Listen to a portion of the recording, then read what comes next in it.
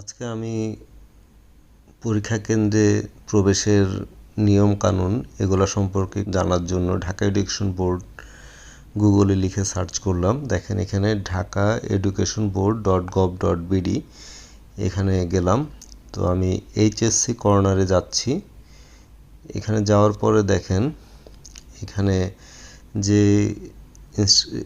ইয়াগুলো আছে এগুলা আমি খুঁজতেছি না, তো আমি পরবর্তী পেজে যাব। নেক্সটে ক্লিক করলাম।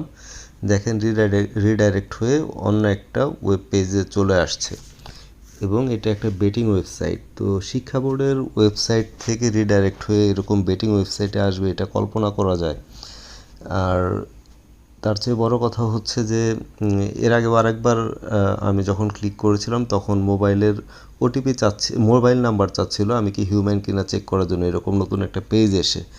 তা আমি চিন্তা করলাম যে এটা তো চাওয়ার কথা না, মোবাইল নাম্বার দিয়ে এ পর্যন্ত কখনো কেউ ভেরিফাই করেনি।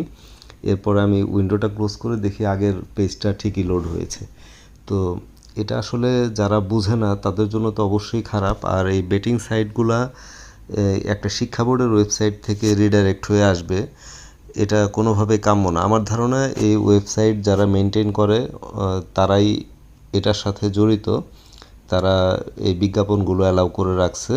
আর যদি তারা জড়িত না হয় তাহলে তারা এই এটা এখনও কেন ব্যবস্থা নেয়নি, তাদের অবশ্যই এটা চোখে পড়ার কথা। একটা নির্দিষ্ট সময় পরপরই যখনই এখন আমি ক্লিক করব দেখেন আর অ্যাডটা আসতেছে না, কিন্তু আমি একটা সময় পরে যদি আবার ক্লিক করি তখনই দেখা যাচ্ছে এই পেজটা রিডাইরেক্ট হচ্ছে।